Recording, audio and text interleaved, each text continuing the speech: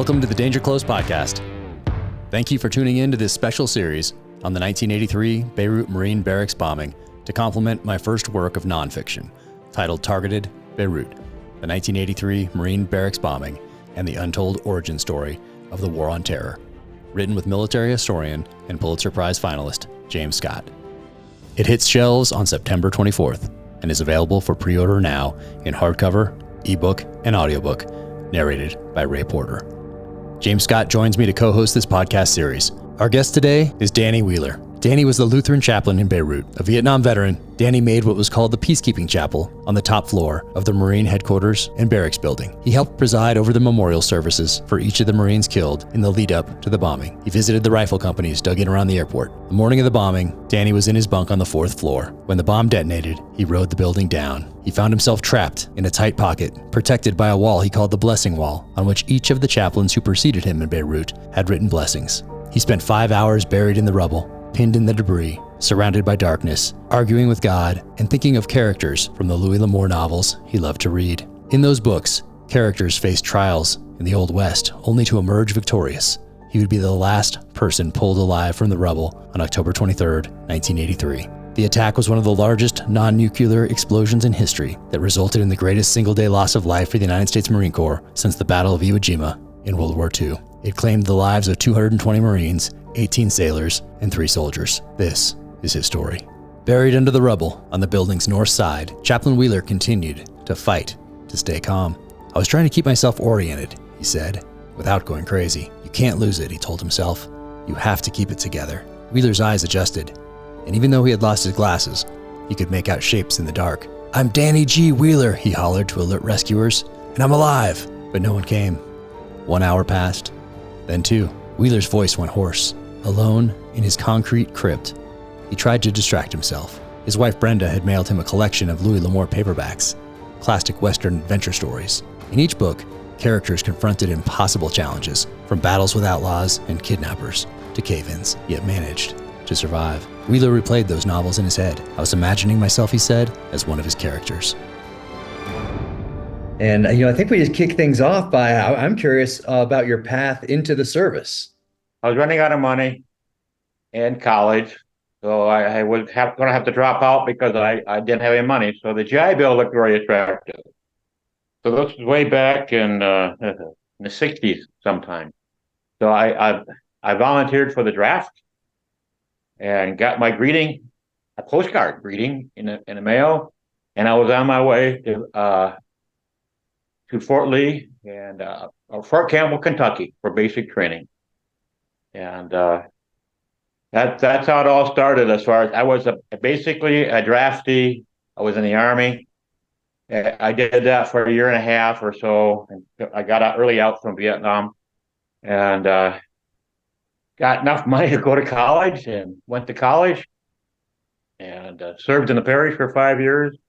And I was interested in becoming a Navy chaplain because I thought the uniform was better and something I just wanted to do. And the Navy spoke to me, the young men and women on the sea and on the ships. I was thinking, I think I need to go to minister to them. And I was in my parish, the 5th year of my parish at the time.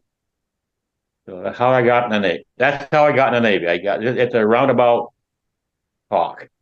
Yeah. Did that help any? Oh yeah. No, that's it. Where were you in Vietnam? Quinnon for a while, for about 6 months. I'm not going to tell you the whole story there because some of it's mine, and it's going to stay mine. But then I got transferred to Phu Thai Valley, and these are further out near the Thailand border and stuff. So, but it's more in the mountain, or what I call the hills, and. So served there for another 6 months. Was looking forward to getting home. Had a R&R with my beautiful wife, we were some kids, but we were enjoying it. So. When you think back on that Vietnam time, what lessons did you learn there that either inspired you to stay in service, or that you took on and applied to the rest of your life, or passed on to the people that you cared about later in life? I actually I was thankful for the service that I had. I was glad I got home from Vietnam. I'm glad that my wife stayed faithful and had a wife to come home to. And as far as did it help? Did it bring principle? Yeah, it kind of directed me. I grew up. You might say, I grew up. I was just a young man searching, and I was not taking school seriously. And when I got back to college, I was very serious about it and did began to learn and began to go forward. And but I grew up. I took what I got from the army and have good memories of that, I guess. But Yeah. also the friends that I made, which don't didn't last for me because we just basically a ragtag unit. We were, the faces kind of passed, and we just kind of we knew each other when we were there, but then again we faded away into the past. How much did you know about what was going on in Lebanon when you found out that you were going to be when you were going to be heading over there? Oh, I knew before I went in that things were happening, and I wanted to be there with them. We weren't in place yet, but I knew that I had orders to go to Camp Lejeune, North Carolina, to be with the Marines, 1-8, and I knew all that where I was going, where I was heading, and I know that at the time that Beirut was kind of coming wide open. Things were changing. Things were happening. Very not good things. Things were breaking apart. Yeah, and I'll jump in real quick too and say, for listeners here, because Danny, you were a Navy chaplain, a Lutheran minister, that the Marines don't have their own chaplains corps, just like they don't have their own medical corps, and so it's typical for sailors to deploy with Marines to provide these very important services to them. And without the Navy, the Marines would be lost. They'd have no corpsmen. They'd have no one to fix their blisters, and they'd have no chaplain. And they love their chaplain. I'm telling you, they love. Once you get in, once you're with them, once you do what they want you to be their pastor, their minister. That's all they want. They don't want you to carry a weapon. They don't want you to be, just listen to them and be with them. And so, and I did, and I learned to love him. And boy, he was. I walked a lot of miles with him. So I miss all my Marines and sailors. I missed that time that I had together or with them in Beirut. I'm glad I was there with them, and I'm glad I was their chaplain. And I'll never regret that in all my life. I was there for a purpose. Tell us a little bit about what Beirut was like when you guys first got there. What was the environment like on the ground in early summer of 1983? Well, we kind of came into the airport. Things were quiet yet, but you could feel the tension. You could cut it with the knife almost. I don't know what anybody knows what that means, but you could feel it. You could sense that something was up, and that you had to really watch your back and take care of each other. And we landed on my birthday, and my 35th birthday, in fact. And I was with a bunch of young guys who were ready to go, and I was with them, and I got a birthday present because I didn't get my feet wet. They said, Chaplain, we'll give you a choice. Want to go by boat in to the shore or the beach, or do you want to go in by helicopter? And I chose the helicopter because it's much better to have dry feet. I got into the helicopter from the ship, and we flew in to the end of the runway in Beirut International, and there I was on the ground waiting with all my luggage, I guess you might say, or whatever I brought with me, and wondering now what. So, but it took us about 2 weeks to go over by ship, and When we got there, we had again a nice cruise, you might say, at that point. But we got to Lebanon. Things are about the same. Was quiet. Nothing happened or was happening at the time. Um, I I was picked up by a Jeep and got to my office and home for the next 6 months. Changed off with the other chaplain who was present, and we had our. He told me what was going on, what my expectations were. He asked me what they were, and he told me what was going to be happening, and he was happy to be leaving, but I was left behind, so I was taken over. My Marines were taken over their different positions, and the big changeover took place, and there we are in Beirut at the international airport. Now, tell us a little bit about kind of you guys weren't a very big service over there. It was really just you and Father George Pucciarelli for the most part. Tell us a little bit about kind of what the chaplain infrastructure was like in Beirut when you guys got over there. Okay. Chaplain Pucciarelli was my boss, and I was just a JG learning what it meant to be a chaplain. And I thought I knew everything, right? And I sometimes acted like I knew everything. Pooch and I were the same age, and there was a lot of competition between the two of us. But he was a lieutenant commander, and I guess he was supposed to be my boss, but it never worked that way. We were fellow colleagues, we were friends, and that's why we could argue so good. And but he was somebody. In a way, he was my mentor because I was learning from him. Also, we had Arnie Buzenkopf, our rabbi, who came in from the fleet every now and then and stopped by to take care of his. And it was interesting to get to know all of them and to work with, to be a part of a team. And I liked being a part of a team. It was something that I missed in the parish. That's a nice thing about being a Navy chaplain, because you're never alone, and you have other team members, and we did things together, and we try to keep each other in the loop, and we take care of each other, and we it's hard to explain. They're just a special tie, a special bond, I think, with each of us. There was at that time. And you guys, yep. I'll say you guys actually, one of my favorite stories you had told Jack and I was that you guys sort of built the chapel there in the BLT. And for our listeners here, of course, the BLT was the Battalion Landing Team headquarters. Of course, it is the building that is going to be targeted. It's a huge 4-story building, lovingly called the Beirut Hilton by many of the men who were there. It had a sign out front in plywood that said, "Welcome to the Beirut Hilton. Military discounts available." And of course, that became, where 350 soldiers, sailors, and Marines worked and lived. And of course, that's also where you guys kind of set up your own ministry. Tell us a little bit about the efforts there. Okay, Pooch was more over by he wasn't in the building.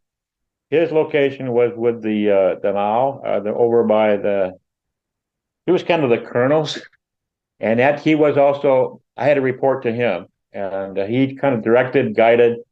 But what we built on the chapel was on the 4th floor, and we were all proud of it. I had fun doing that because I got the paint we needed from the ships. I asked my helper, Johnny Olson, Corporal Johnny Olson, if he would, he said he could paint a picture of the praying Marine, and I said, Johnny, go for it. And then Arnie Rosenkopf painted the tablets and the 10 Commandments on the shield that we had there, and it made a chaplain's emblem, you might say. And we got we had help. Pooch, he was there, he kind of directing, and we were working together, and it was beginning to come together, and it was a nice chapel. We thought so. It was simple, but it was a chapel made for Marines. It was a peacekeeping chapel, and because at the time we knew we need peace. We needed to stay peaceful. We needed to, so we could actually end this civil war that we were trying to keep the peace, and we did our best, and that was one base of ministry. Well, basically, our ministry was on the road a lot, out on the company line. I had about maybe 8 positions to go to on a Sunday morning or a Saturday. Actually, we had services. We were off Sunday. That sounds strange, but that's what we did. It was an interesting time as far as I slept in one day and realized I shouldn't have done that because we had an earthquake early in the morning. So that's how I woke up that morning. And believe it or not, we had everything in Beirut, Lebanon that you could think of. But I guess we had a team, and when things were getting bad, we stuck together. We were close. Became closer. We became even a better team. We started taking casualties, and we had to do funerals, memorials. It was we had each other to lean on. So, You just didn't stay behind the wire doing those. no. You went out and you visited those Marines. You went out with them and got a firsthand look at what they were dealing with outside that wire. Is that right? Yes, I went to visit them. Each position was we had one. We had Alpha Company that was more kind of over by itself. You had Bravo, Charlie. It's like they were a part of our family, but at different points. We had one platoon over at the university, which was further away from our position from the BLT, and it's like I had to take a helicopter to fly over there to do ministry over there, but the ministry wasn't just combined to the building, although there was a lot you could do in the building, but our main form of ministry was out on the line, where our Marines were, and they were literally in the foxholes or in the fighting holes. I think fighting holes is a better word for it because they became fighting holes, and it's like it became their home, and it's like so they needed a visitor, they needed a chaplain, and what I did I did services. We had worship, but mainly I visited with them and listened to them. And a lot of times that was basically these guys were growing up. They were young men, and they were lonely. They were missing their family. Uh, I can't say they were ever afraid, but they didn't know what was going on all the time, it seems, and nobody told them what was going on. We were kind of we couldn't shoot back either. We couldn't really defend ourselves like a Marine was taught. They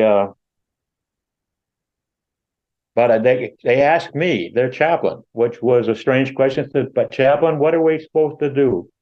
I said, you protect your mate, protect your shipmate, and you're there for him. And we did just that. We took care of each other. We protected each other. It was not easy, but I'm telling you, the Marines I were with, I take pride in them. They were good souls, and I remember visiting them one morning after they had a whole night of staying awake because there was a firefight I could see from my balcony, and I was worried about them. I did a lot of pacing, and First Sergeant David Battle, I think, gave me the best lesson of all. He said, just keep moving, Chaplain, keep moving, don't stop. And because I was really upset that one evening when my Marines were under attack, and I couldn't be there, and all I could do was watch. And next morning, I got out there to be with them, and these Marines, after they could do something, they were all smiles and they were happy, and they were doing what they were supposed to do, protect and serve. And they took pride in that. When they couldn't, the morale goes way down. When they're told they can't do what they've been trained to do, they get lost and confused. But I love Marines. I served with the best, I believe. I served with the young men that were still finding their way, but I never felt unprotected or even alone with these guys, because I know I felt very much a part of them, and love every one of them. But when we took a hit that killed a lot of us, that was the day that my life almost ended. So, Annie, I'll tell you, one of the things that I find so powerful is that, you talked about how when you were in Vietnam was a powerful period for you to grow up and mature. And then here you are at 35, and you've got a lot of 18, 19-year-old guys who are quite frankly a lot like you were at that time. And what they need is they need a mentor and a father figure, or an older brother figure, really, because you're really closer in age. Yeah. They needed a father figure. I didn't mind being that. They needed someone who was a little older. I don't know if wiser is the word, but they needed somebody to kind of oversee them, to kind of listen to them, and sometimes hold them in some cases. I know that they lost shipmates that were, a part of them, almost like their breath. We all lost our, parts of our hearts in that moment when things started happening. And it didn't take long for things to start happening in Beirut. When we stepped across the line, it was over, and then we became a different part of the peacekeeping process. You're talking about Souk al-Garb there when the Americans intervened? Yeah, and just for listeners to, the Americans had tried to sort of stay on the sidelines as much as possible, even though we were supporting the nationalist government, which was Christian, in the middle of this huge civil war. But in September, the Americans are forced into, on behalf of what sort of Washington directs the Marines to have to get involved in on behalf of the Lebanese military. And that puts a huge target on the backs of these Marines. Mm-hmm. And that's, as Colonel Garrity said, that's the Rubicon that gets crossed at that point. And that's the point that's the line we crossed, and that's the line that changed everything. And I know it. My Marines knew it, and we knew that we were in trouble. And there was a cross on our back at that point. And not a cross, but sights. But there was a target, and we were walking, sitting ducks. But it's amazing how we adapt. I can tell you about incoming, and I can tell you outgoing, and I can tell you when something's not good happening. You can feel it, you can sense it. I mean, I was out there still visiting my Marines in the middle of it all. Although when the metal was flying pretty heavy, I didn't go out very far. I wanted to get home, just like my Marines wanted to get home. We all kept our head down and hoped, but I did. I got out there to be with them. I sat in their fighting holes. We shared conversations, prayers. I had all that a pastor was supposed to do, and then some. They became, you might say, my sons. The ones I was charged with to take care of, to watch over. And sometimes you can't watch over every day, but you do your best. And you also had to lead the memorial services for the 6 men who were killed before the bombing. Yes, yeah. Pooch and I and Arnie, we had memorial services. We had one memorial service for a Jewish person, a soldier, a Marine that what? Oh, he was you could see he was a blonde, fair height. He looked like a farm boy. So I'm a long way, looking at him, and he was killed by snipers along the road. And Doc Hudson, our battalion doctor, tried to help him, try to take care of him, but he looked at me and he shook his head, and that's when I knew that it was my turn. And so I held his hand and until he left this world, said our prayers, and I didn't know he was Jewish, but I said the Lord's Prayer with him, and he took his last breath, and I held him in my arms, and that was it. Then we had his funeral, and our rabbi, Arnie Rosenkopf, did that service with me and Pooch on each side, and we were a part of again the same team. We were in it together, all of us. And I read a part of it, Psalm 23, and we sang our hymns, said our prayers, and we kept going forward. So, again, times are getting stickier and stickier, and things are all coming up. Well, we were more concerned about our guys, our Marines, than we were ourselves. We didn't worry about ourselves because you get used to, I don't know, not thinking about it.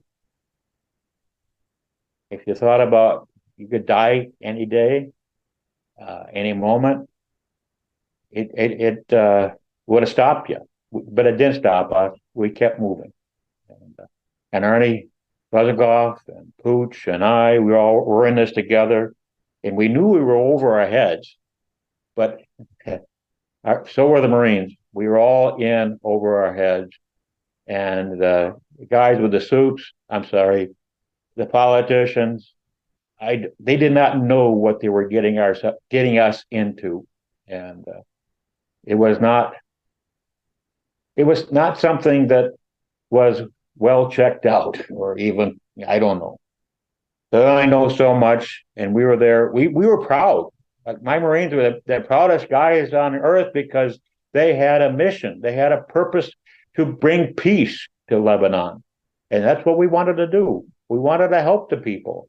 I remember spending time with the security guard just up inside our gate, and he was, he talked, and he didn't talk. He was happy that the Marines were there. He was happy that the Americans were there, and he gave me some tea that was really sweet and delicious, and we talked. And what we talk about, we didn't talk about what was the situation in Beirut. We talked about the safety of his daughter, where he had sent up through the hills, up to the mountains, into the beautiful cedars of Lebanon, because it was safer out in the country. And he dreamt of being with them too, with his family. So, but we even had hope, even when it was hopeless, that we could make some difference, make some change, and maybe bring some peace in Beirut. We had hope. Tell us a little bit about your relationship with First Sergeant David Battle, because I love that story, y'all's friendship. Well, okay, First Sergeant David Lee Battle and I were good friends. And we were good friends because I liked first sergeants. And I had a good friend when I was in Vietnam, and he took good care of me. He was a first sergeant. He watched over this poor Spec 4 when I was in the Army. And so David was a good soul. David and I were again, the same age. He was in Vietnam. I was in Vietnam. We talked about Vietnam a lot. We talked about his ministry was to take care of his people. And David, boy, could he take care of his people. And my mission was, my cause was to take care of my people. So we did a good job together. And but we became good friends over the many evenings over a cup of coffee, actually, with little Bailey in it. And but David and I, we drank a lot of coffee, talked a lot, reminisced, listened to the rockets and what was happening in the hills and the mountains all around us, and come and bring back memories for both of us of another period of our lives. And he told me about what was going on in his life when he was in Vietnam. And I'm telling you, I think that he had a little more excitement. I guess I don't know if I'd call it that, but he was more in somebody's sight. I was just a postal clerk and a guard, and that's all I did in Vietnam. And ducked. You have to duck even when you're a guard, but and got homesick. So, but my heart went out, and that's how I ended up with my Marines. To these guys who were, on their way, I wanted to be with them. And lo and behold, I ended up at Camp Zoom and learned their life, became a part of their life. It was amazing. I'm just reminiscing now, so I don't make any sense, so it's okay. But no. David and I, again, we're good friends, late night friends, you might say. We were kind of relief to each other. We drank a lot of coffee. I hate to say it, had a lot of Baileys in that coffee, but was really good. That's the first time I had Baileys in coffee. So, and to this day, on the anniversary of Beirut, I toast David with some Baileys in coffee, and remember him. I will never forget him because I don't know, this man and we were part of each other. He had a special request for you. Yes, he did. Tell us about well, a few days before the bombing, a couple days before the bombing, in fact, David came by. I didn't call him David because First Sergeant. I guess I should call him First Sergeant because I always called him First Sergeant. I was respectful. He was respectful because I was always chaplain. He was First Sergeant. That's the way it goes. But he came by a couple days before the bombing, before our world changed, and asked, Chaplain, would it be okay for me to be baptized? And there was he told me that he told his wife that he would know because she really wanted him to get baptized even before he went over. But he told his wife, honey, I'll know when I need to get baptized. And he did know because, like I said, 2 days before the bombing, he came and asked me, Chaplain, would there be any reason why I couldn't be baptized? And I said, David, let's get back.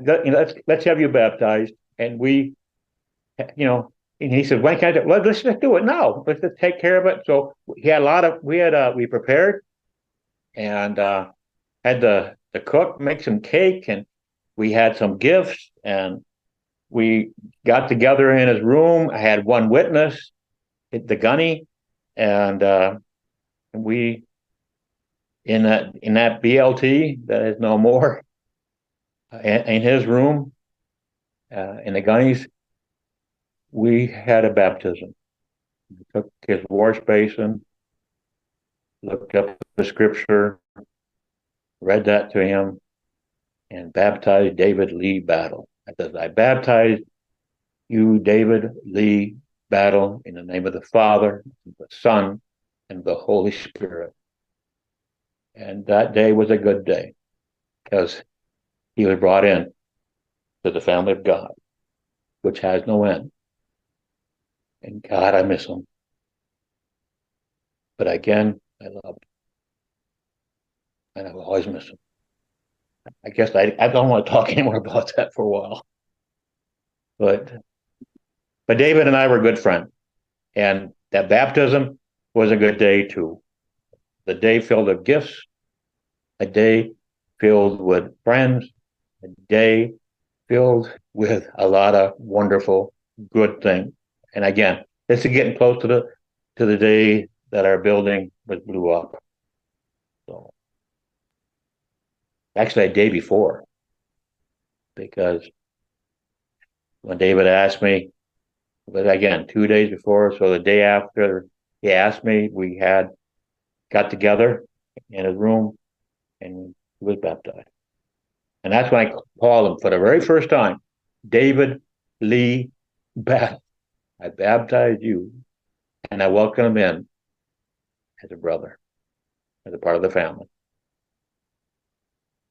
I don't know if that explained anything or described what you need, but Such an powerful, powerful story. And what an honor for David to come to you as your friend. well, it was a privilege, more than you realize, because I wasn't trying to get him baptized. I didn't even talk about that because, you know, I guess his wife kind of hinted at it, but I I don't know. I guess it was up to David, and like David said to his wife, "I'll know when I need to get baptized." And I think there's no question, he knew. He knew. Even an old guy like that at 35 knew. First sergeant knew that things were getting bad, and he and I both knew. And we would talk about late at night, uh, we aren't going to get out of this place. That's what we felt, that we weren't going to get out of this place. There were times in Vietnam we didn't know either, but we got out of that place. So Beirut was a different place. We thought, we're in, and we're going to stay. But for him, it was his last, his close to his last days on earth. For me, and I give God thanks, I'm still here, and I'm still here because God knows. But I'm glad I'm here because I got to be with my family, got to see my grandchildren, got to see everybody. They're all growing up, and I'm just getting older. But I still miss my shipmate. I think I missed David Lee Battle the most of all. Yeah. I don't make friends very often, but we made friends. What else, that's the day before the bombing. What else do you recall of October 22nd, 1983? Well, after the celebration of the baptism that day, we went back. Well, it wasn't too long, but we went to condition one, and we had to go down into the shelter, which was the basement, which I did not like, and things started happening. We went again, condition one, and that evening we were supposed to sleep in our shelter, but I didn't like it down there because it was dark, wet, and wasn't so. Johnny and my clerk, I don't know what he called. Johnny's always a good friend too. He was a young man that had his whole life ahead of him, and he was going to get out of the Marine Corps after this tour of service, and he was going to become a counselor for kids, for young people who were suffering from drugs. He was a recovering alcoholic, and he was a good soul, and he loved to help people, and he was I think an assistant who made uh, the office of the chaplaincy look good all the way through. But he was full of ideas. He was 21 years old. Um, he was a young man from Alexandria, Minnesota.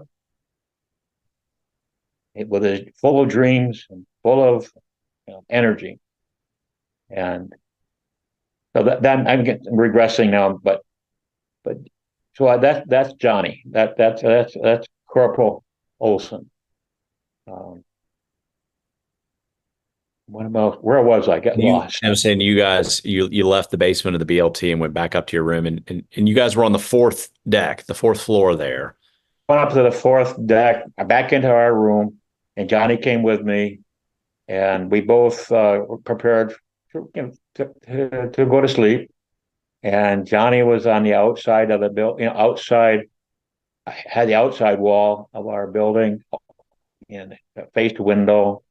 I was an inside wall, full of signatures and blessings which I call the blessing wall from chaplains before me.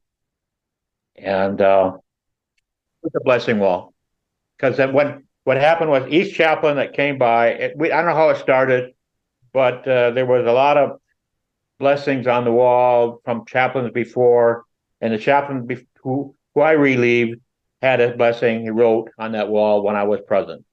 And I wish it kind of Godspeed and fair winds and all that kind of blessings. So it was a blessing wall. I called it, okay, maybe it wasn't a blessing wall officially, but I called it a blessing wall because there were blessings on the wall. And that was where my rack was, and that's where I slept along that wall, and that I don't know, it just felt nice to have all those blessings over you. Yeah. And yeah. So, anyways, and Johnny, being as he was, he actually was. I don't know. Johnny was my protector, and Johnny was my friend. And Johnny sometimes hated me because I still drank, but he was recovering and he was doing his best, and he was doing good. He's a good.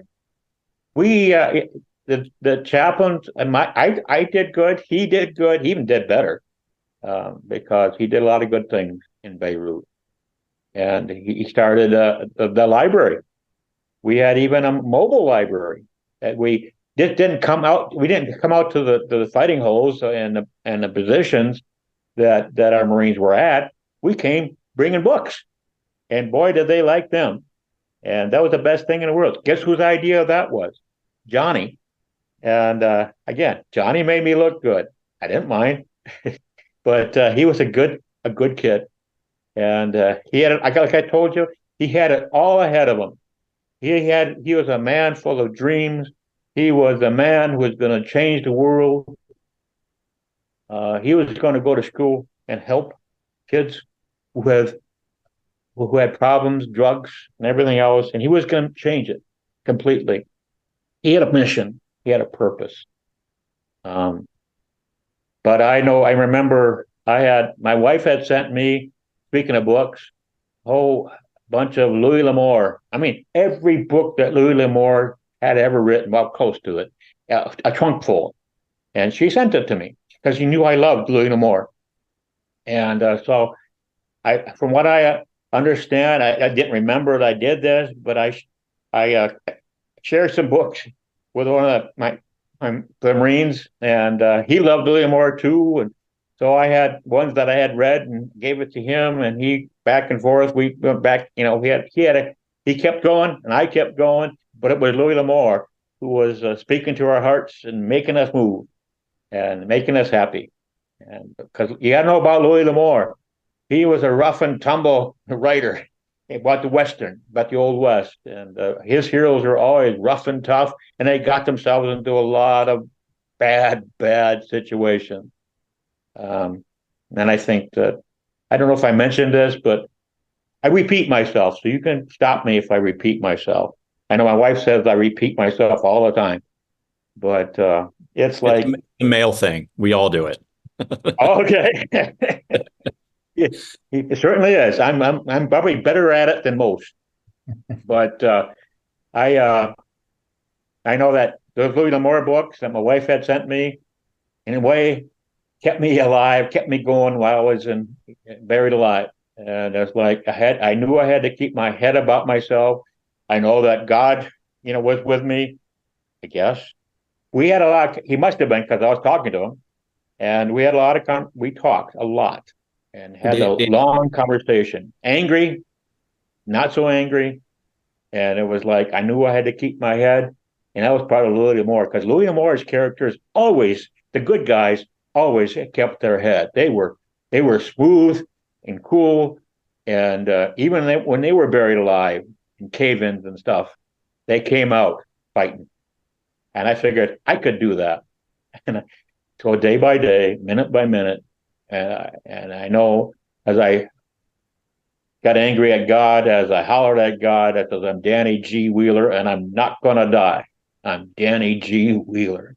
Then got to a point where I was getting, I think, very tired at the time. And I said, God, kill me now or let me live. And after that prayer, it sounds like a strange prayer, but it was a prayer. Um, I guess I was at peace because God almost felt like God touched me and moved in and said to me, "Gonna be all right." Because I was worried about my family.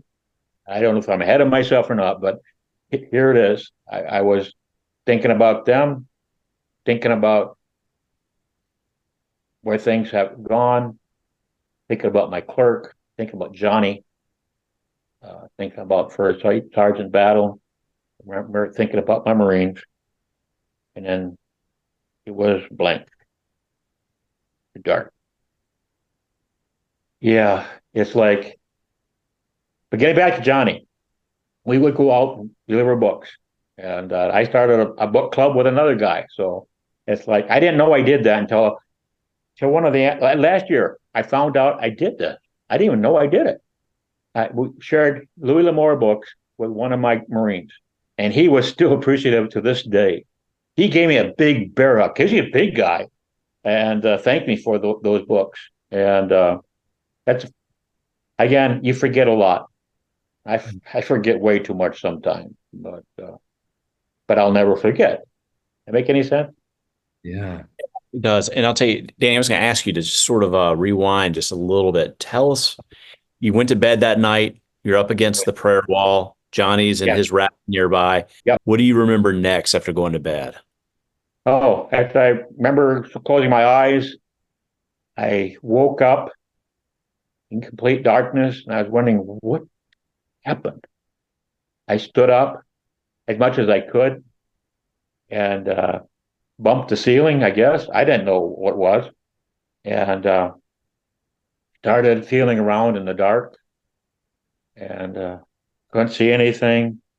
Found the bottom of my rack, which I thought was, weird. Uh, and I knew then things were bad. I was buried alive. I discovered I was buried and I was pinned. And I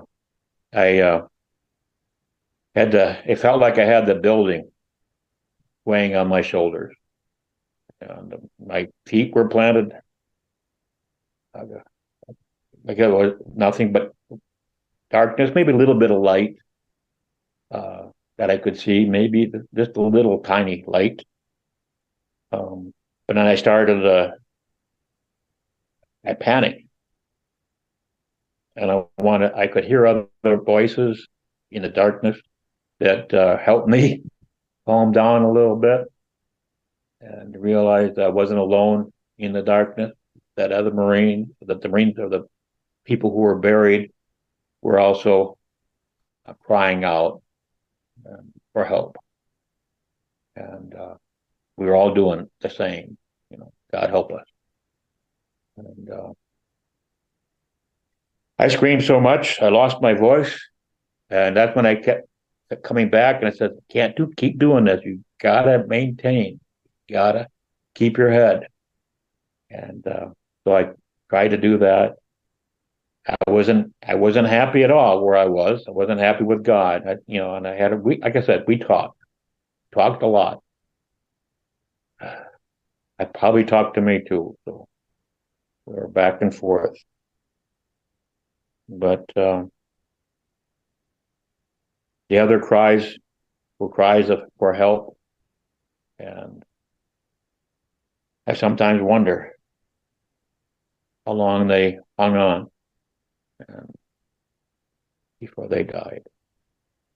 But I knew one thing, I wasn't going to die. I had too much to do and I worried about my family. And so I told God, so this is why you brought me here, to kill me? What about Brenda? What about my kids? My little one? I was worried about them. Who was going to take care of them? And again, I was comforted, and God said, "You're going to be okay. I'll take care of them." I don't know how he said that, but he said it. He did. I heard them, and they'll be all right. At that time, after 4 hours, I don't know how long, many hours, losing my voice, screaming at God, being angry at God,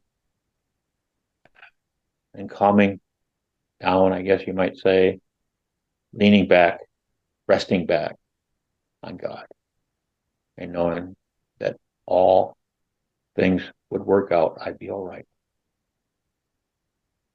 And my family would be all right because he's got them. He'll watch over them. I was going to be all right. I know that the souls that have went ahead of me somehow are waiting for me with open arms. And I think that's when I was beginning to lose my breath. Didn't know it, but I was losing this world.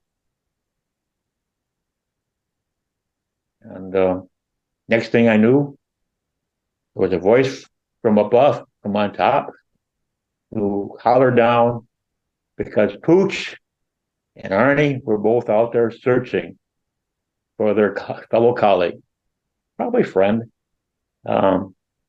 hoping they didn't have to tell Brenda that I didn't make it. Walking around the building, searching the building. Pooch was with a Marine that found me, at least found my stole. And one of the Marines asked what that purple cloth was, you know, and Pooch recognized it because it was flying like an ensign over the place, like a flag over where I was buried alive. And Pooch came over, took my stole. It was for the Advent stole, with the Advent stole, because Advent was coming, and he folded it, hollered down, "Anybody down there?" And I hollered up, weak voice and all. He heard me. He says, "Yes, it's me, Danny. Come and get me." And I didn't know it was Pooch at the time, but Pooch hollered down again. "Hang on, buddy. We're coming for you." And lo and behold, they came for me. Started digging. I felt the chaff. I felt I called it chaff because it wasn't really hay or straw, but as farm boy thinks about getting chaff down your neck. But I was getting sand and grit, everything else down my neck at the time because they started digging in. And then that's when the debris that I was under shifted. And things started going awry again. It was great. There was a big block, which my head fit in directly, was broken, and I was being pressed against it, and there was reinforcement rods running out by that. I noticed that there was a reinforcement rod next to me that I could have been instantly killed, and then it was getting really serious, getting wonderful. I was going to make it, and I thought to myself, "Oh, how hard a head do I have before it breaks?" Because the pressure was getting bad. And I said to him, "You better get to me soon because I'm not going to be here when you get here." But the next thing I knew, he must have tunneled in from the side, and I felt a hand on my hand. And it was an amazing thing to be felt, to have that hand holding your hand. And I calmed down. The pressure started stopping, and it was like took the last piece of debris off my back, and it was like heaven. I could get up. I could sit up. I could take a breath. I could see light. I could hear voices. And the first voice I heard, not only was it Pooch's, but it was Christian Cowdrey, who was the battalion captain of Charlie Company. He was there. He said, Chaplain, can we get you anything? And I was sitting up. My feet were stuck yet. And I asked for a drink of water. And boy, did they respond fast. There was a canteen coming up from way down below, it seems, and passing up the canteen. And they gave me this canteen of water. Well, it was kind of a water. It was more of a chemical mix of water. And it was nasty. But when I tasted it, it was like nectar, sweet. It was good. Well, I drank, and Christian, amazing to be saved by Christian Cowdery. He was, by the way, the best captain we had, one of the best. And his men loved him, and I'm glad they were the company that are digging me out. I don't know why, but I don't know. If you can have favorite sometimes in children, I guess I had a favorite company, and that was Charlie Company. The other companies, they were good too. They were ran differently. Some were more, right to the point. Christian had a way, or Chris, I should say, had a way of, working with his guys, with his men, and with a lot of respect. But that's beside the point. Here he is now, trying to, give me what I want next. And so I drank the water. The next thing I knew, the chaplain, let's get you out of here. And I was stuck.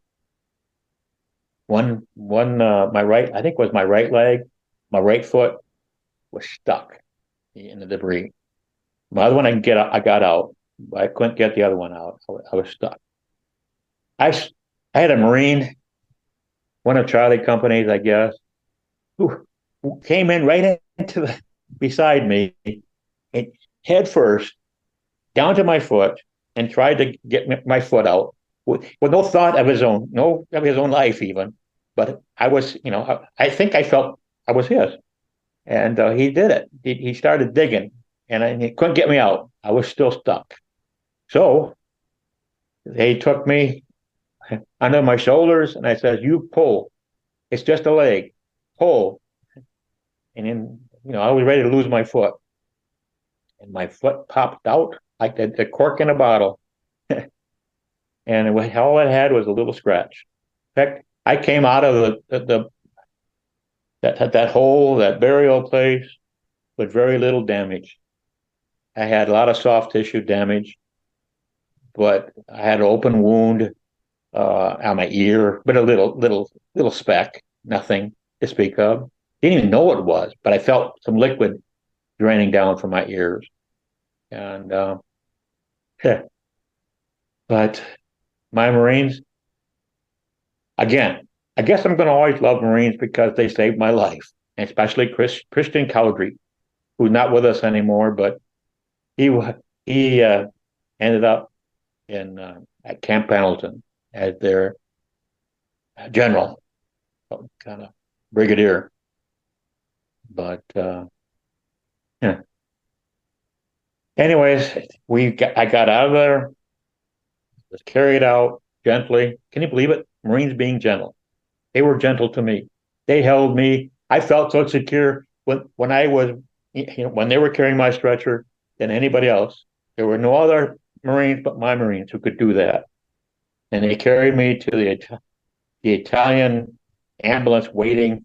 Was that was tiny, a tiny thing. And they put me in back carefully, and they came with me, a couple of them. And they carried me into the Italian aid station. And they all spoke Italian. Danny doesn't speak Italian. And but the nurse did say she could speak English. She said, all you have to say is yes, where it hurts. And I didn't hurt at all before our doctor touched me. I'm telling you, the doctor made the pain come back, or realize I had pain. But he touched me everywhere, and I was hurting everywhere.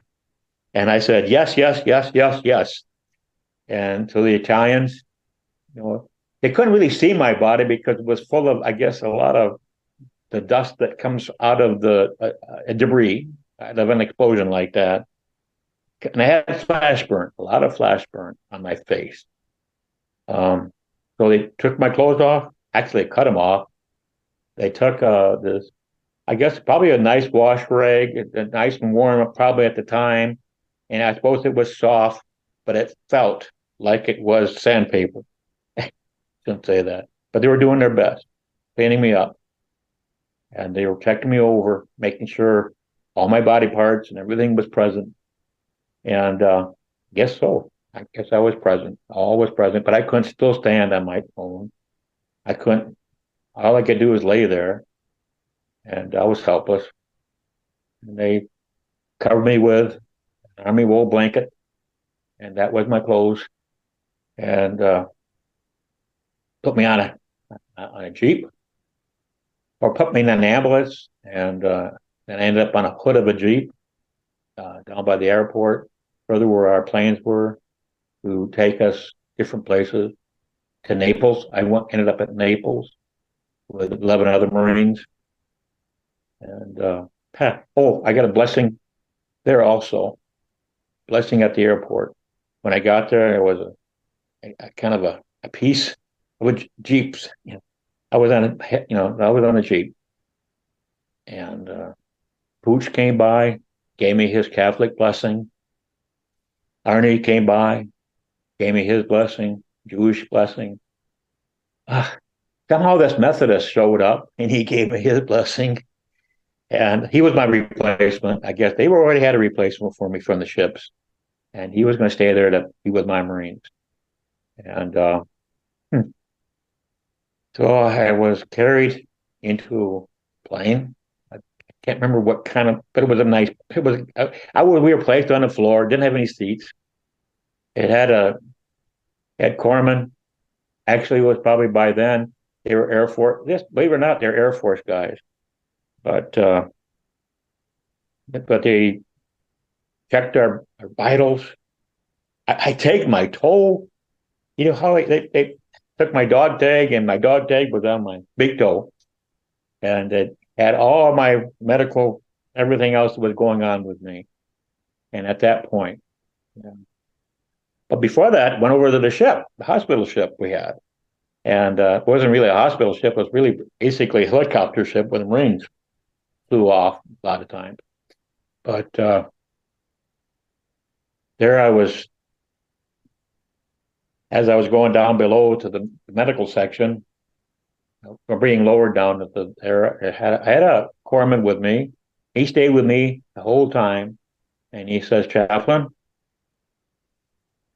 want me to stay with you?" And I said, "Oh, definitely," because I didn't want to be alone. I was afraid to be alone. And as long as I had somebody beside me, I was okay. At that time, though, as I'm being lowered down into the ship, went to the hospital section. They put a catheter in, and they said, "Chaplain, this may sting a little bit." Ha! Should never tell you that.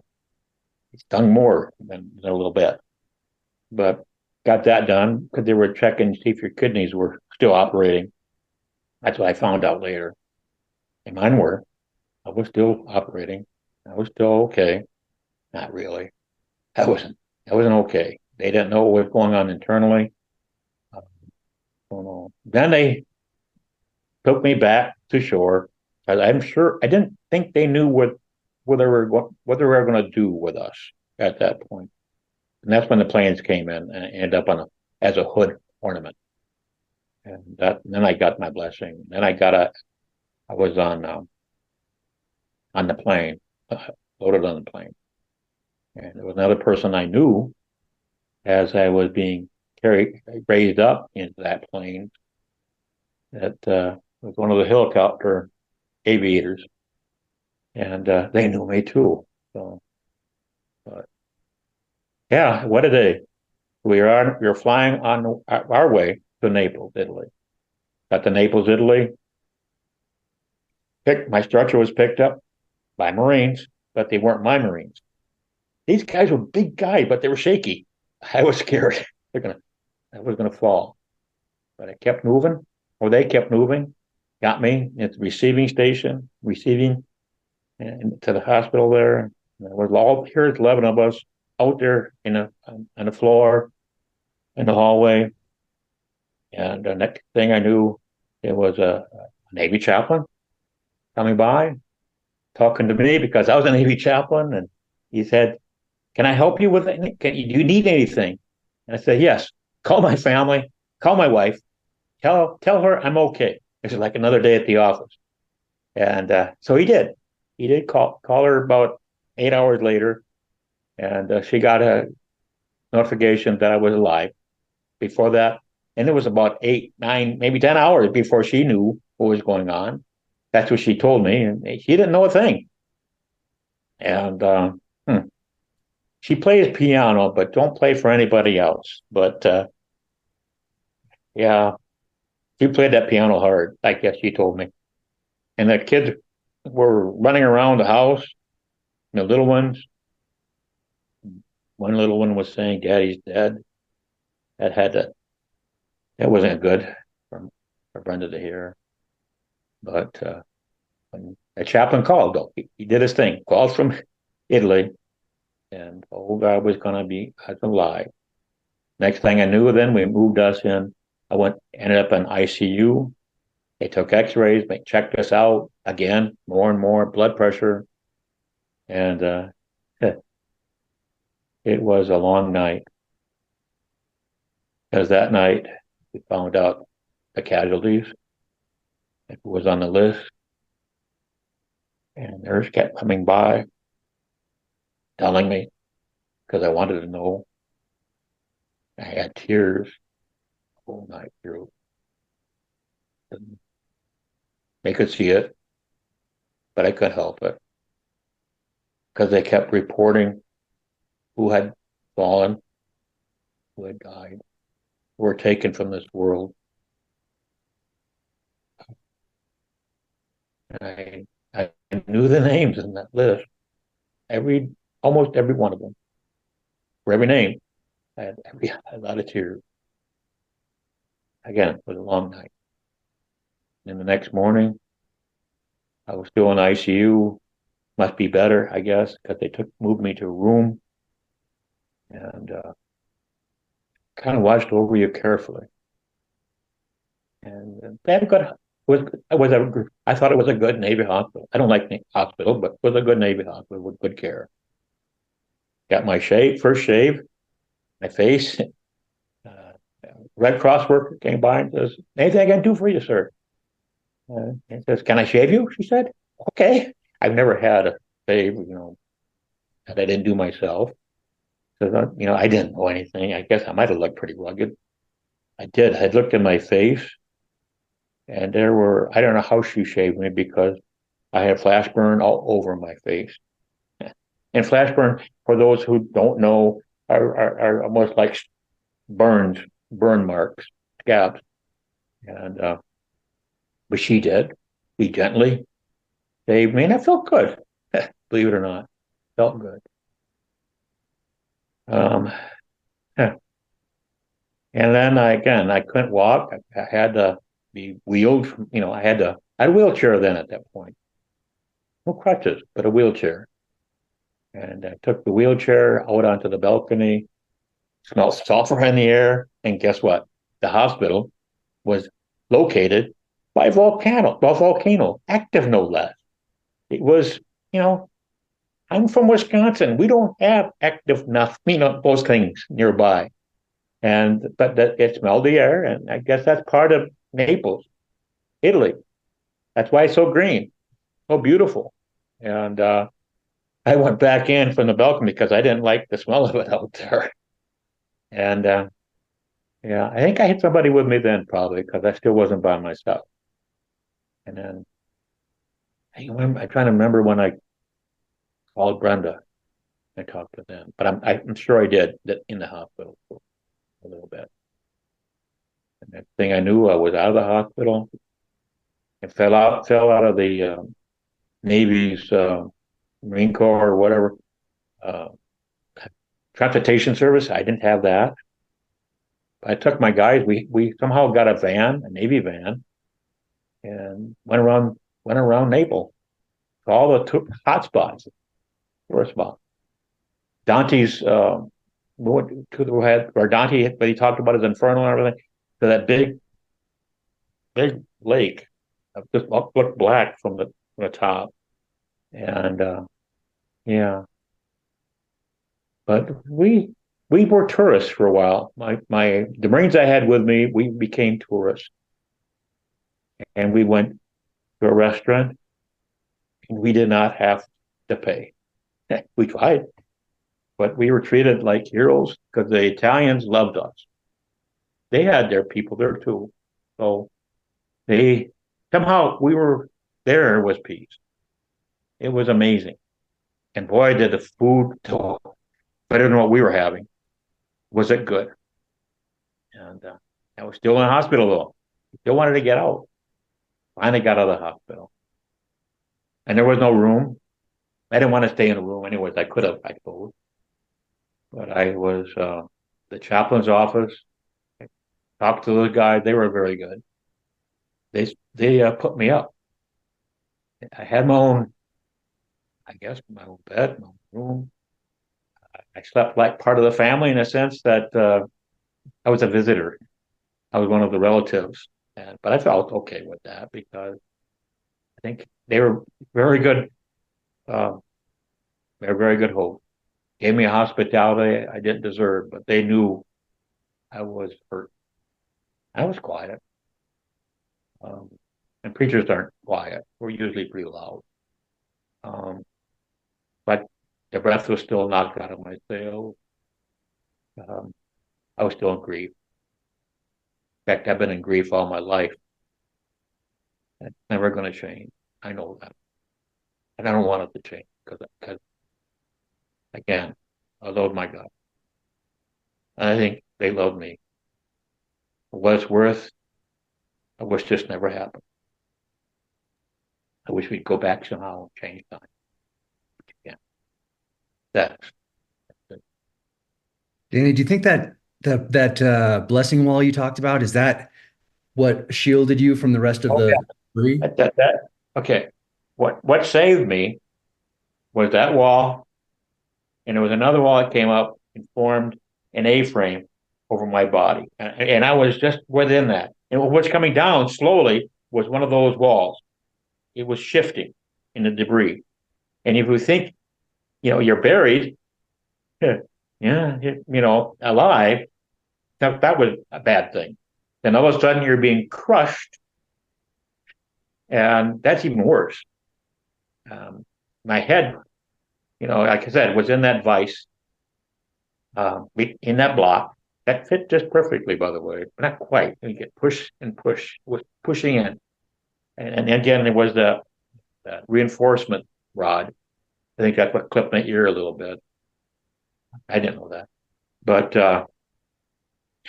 yeah, the blessing wall was one that came down on me. Might have been the one, actually, the one who saved my life. So those walls coming together saved my life. So because all of the debris came down on top of them, and yeah, it saved my life. Had you written anything on that wall for the next chaplain yet? No, did not. Yeah. So I thought I had a little more time, but I read the blessings on that wall before it came down on me. But and I remember, and I always will remember saying goodnight to Johnny, and I said, "See you in the morning," and he said the same thing, "See you in the morning." We never did, so the morning's going to be late. Look forward to seeing Johnny one day too, but not right away. I'm enjoying my life right now. Enjoying being a grandpa, great grandpa, and I mean I'm enjoying life, and I've been privileged to live, and it's a gift from God. I know that.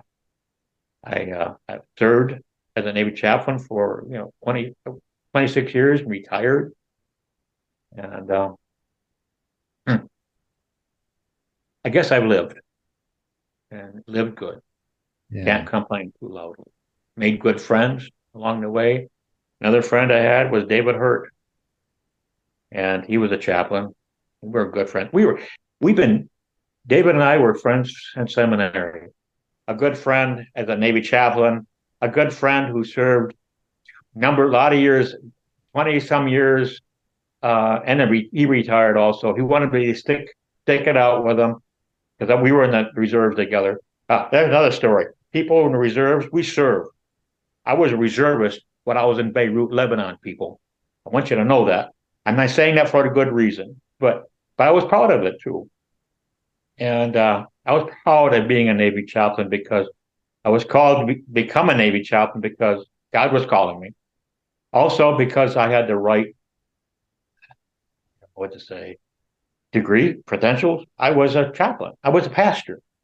I was a pastor in uniform, and that's how I saw myself, a pastor in uniform.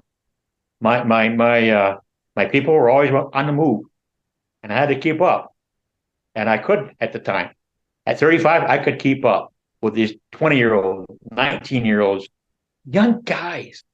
But even got to visit their homes in some cases. Got to play with them in the field. That makes sense. Why we prepared to come to Beirut? We had a lot of preparation. I was learning a lot at that time to be a chaplain, to be theirs. And I gave myself to them. And I want to tell you, my family was ever on my mind because they allowed me to do what I did. And my wife and I talked about it. And we wanted to do this. It was a ministry in a sense we did together. She was on the wife's side. And boy, there was a lot of good things happening on the wives' side too. Navy wives, Marine wives at Camp Lejeune. And again, my little boys partly grew up there. And partly grew up to the point where they thought Daddy had left, had died, was killed. But it affected our family. Everything has happened, affected our family. Again, I'm glad I'm here. It's a good day to be alive.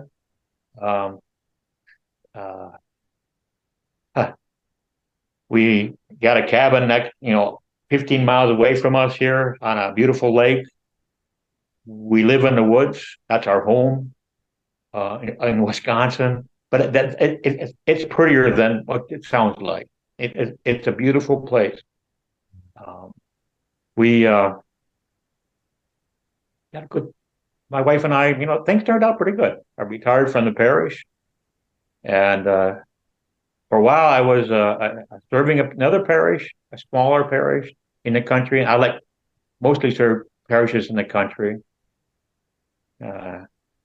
Served for how many years? 35 years. Yeah. Amazing. Then I retired. That I knew. You were the last person pulled alive. Yeah. I was the last person taken out alive. At that day, from what I understand, that got to a lot of guys that were alive when they were digging them out, died. Yeah. And some died when they took the pressure off. For some, who knows? They didn't make it, and they didn't know me. They got to me. I was happy. I was happy to feel the fresh air and the sunshine on my face. I was happy to be placed in that stretcher, to feel that breeze and see the blue sky. Couldn't see much because I'm nearsighted, but I saw enough. I could feel it, and I was happy to hear human voices. But again, they were more than human voices. They were my family. They were brothers. Did you know that Rabbi Resnikov was there counting your fingers and toes? Yes, yes, he was. I didn't know about that, but he makes sure I was all there. Yeah. And when you're in that dark, you mentioned it earlier, but you were thinking you went back to those Louis L'Amour. We were in there for 5 hours for those who are listening. In the dark with this concrete, putting more and more pressure on you. and you were thinking about you had a couple of things. You were thinking about Louis L'Amour's characters and the situations that Yeah. they I were was in. living more as characters. I really was. I'm thankful that my wife had sent me Louis L'Amour because he's my favorite author, was my favorite author. And it's a good escape reading. Yeah. And he got me through it. Okay. I know I was mad at God. So, but I also had other means. And I had so many, it was like, I had a lot to do. It wasn't all dark. In your mind, it's not all dark. And you live Yeah. and you get angry and you holler a lot. At least I did. I'm a good hollerer, by the way. If you talk to my wife, another thing, a bad part of me is that I do holler. I'm more of a holler than anything else. I apologize for that, and I try not to do that. My wife is trying to teach me not to do that, but I think I holler less now because I'm beginning to finally learn things. My wife's finally getting through after 56 years, believe it or not. You don't teach these things, you know? Yeah, and I'm still learning. Oh, Believe yeah. it or not, I Oh, don't know. I don't know a thing. Nothing. Don't ask me about marriage. All I know, it's all grace. It's all a gift. I My mean, wife always says men are hard to housebreak. I mean, we just really are. well, he's still working on it. But Yeah. anyways, but I think also think that the changed good after news is, when you were pulled out? Do you think that changed your outlook on life? Did it after you were pulled from that revel and you took some time to reflect on it? What changed yeah, for you after that day? well, it changed me. Yeah. And at first, I was alone. I was still alone even when I was home. I missed so much. I missed, I wrote a letter to my guys, some of the guys that were good friends. I wrote them a letter in our last conversation. And remember that. I got the letter, but I can't read the letter, so don't ask me. Um, but it was something nice thing about where we lived. We were trying to buy a house, by the way. Interest rates were out of this world. We didn't really end up buying a house. We ended up being oofta. It was tough because we got transferred to Corpus Christi. But as long as I was Marines, I think I was serving them in a good way. I like Marines. Um, hmm. What was I saying? And when you look back on Beirut, what do you hope that Oh, people, what did I learn?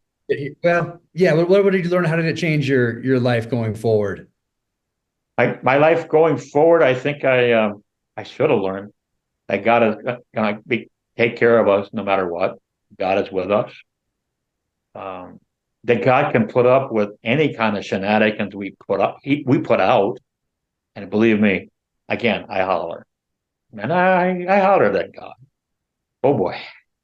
And again, like I said, I'm Danny G. Wheeler, and I'm not going to die. And I kept saying that over and over again because I wasn't going to die. Darn it. I'm also stubborn. I don't know if that helped, but I, uh, I guess I wasn't very happy with my position. But I remember too, what did I learn? Pain, grief, hurt, horribleness of losing people you love. I guess I know how to grieve. Well, I don't think I do, but I did grieve. My wife understood. She didn't. He does. Thank God for her. She let me be in my quiet room. And I had a little corner of our house. That's where I wrote that letter. Spent a lot of nights up. Couldn't sleep. Couldn't. All I could do. Shut my eyes. I remembered. I kept moving. Did what Sergeant Battle told me to do. Keep moving, Danny. And I guess I just kept moving. And drink Bailey's and coffee, and remember a lot. But it's not so bad because I got good memories too. And I'm very happy I got to do what I was able to do for the time. I I helped Marines even when after that I knew about Marines. A lot of times these young men, women now, didn't know where they were going, and nobody knows. But I pray for them every night. I pray for peace. I pray for the end of this craziness. It is crazy what we do to each other. Doesn't make any sense. You know, we could do better to each other, all in all. And I think we're living in a very crazy time. At that time, people are hurt, people are suffering, people need kind hand. I guess I learned that too. They need what we have to give them. Am I always that way? I forget? Yes, I forget. I forget what God did for me in that moment. He saved my life. I know that. But do I remember always? No. I just like everybody else, I go on not knowing where I'm going, but praying. We all should pray, probably more. Pray for peace. And believe me, peace. When I was in Vietnam, what did I pray for? Peace. Wanted to get out of this, wanted to go home, wanted to live. All soldiers want peace. Believe me. They don't want to start a war. Nobody does. They want to be in a war. Nobody wants to be where there's violence and hostility and hate.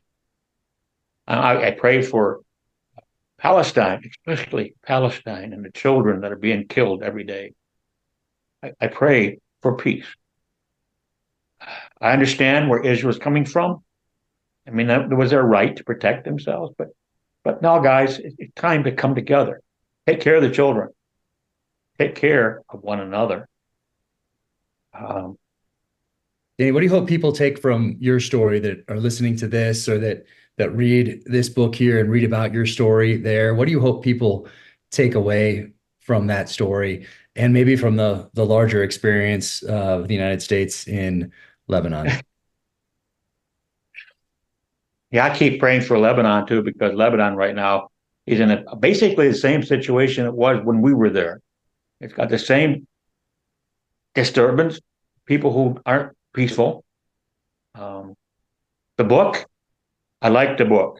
That sounds crazy, but the book, you wrote it well. It was well written. For one, I read, what I got. Can't wait to get the real thing. But when I started reading it, I sat at my desk all day long, and my wife can testify to that. I sat inside my study all day long and read it. I was spellbound. There's a lot of things I didn't know, a lot of things I learned, and everything I learned, some good, some not so good.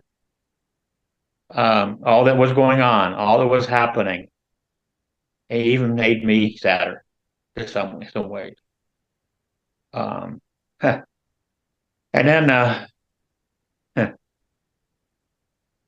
don't want to read it again for a while, because you really, really, you did good.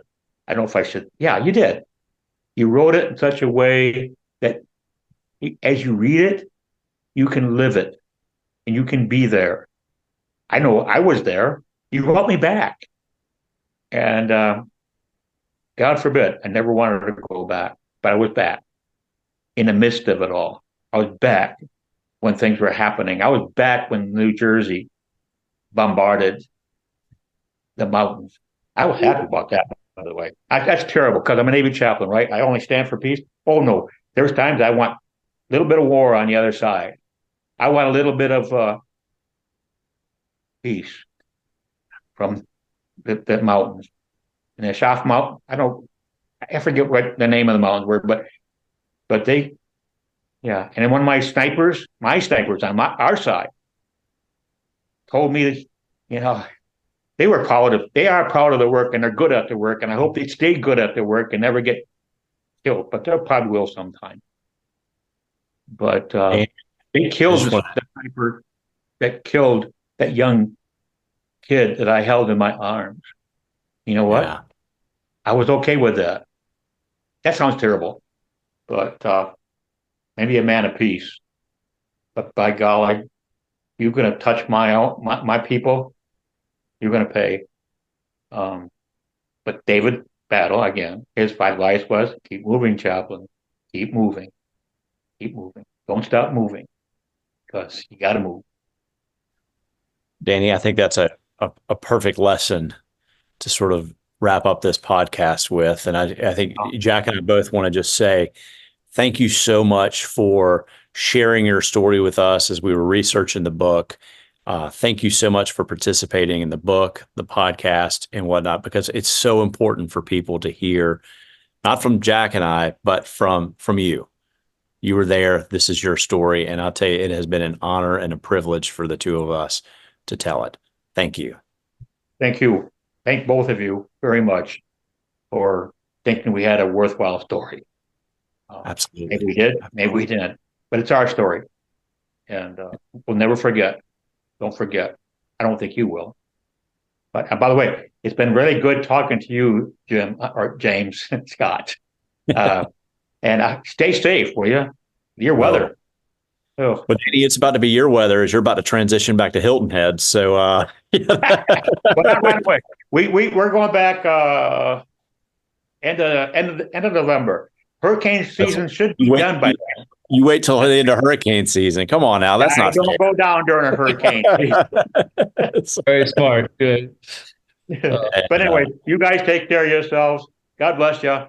And Danny, it was a we privilege. love you, man. Thank you, buddy. This is your story. I've interviewed many people over many years, and your story is the one that people ask me, what's the most powerful story I've ever heard from anybody I've interviewed, and it is the story of Danny G. Wheeler, and it is just it tears me up every time I hear it. Thank you.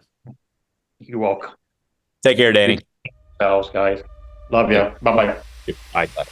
Thank you for tuning in to the Danger Close podcast. Be sure and pre-order your copy of Targeted Beirut, the 1983 Marine Barracks bombing and the untold origin story of the War on Terror. You can pre-order wherever books are sold. You can find me at Jack Carr USA on the social channels. OfficialJackCarr.com is the website. Click on shop in the upper right-hand corner for the merch. And if you got something out of this conversation, be sure to like, subscribe, turn on notifications, and leave a 5-star rating and review wherever you get your podcasts. Until the next time, take care out there.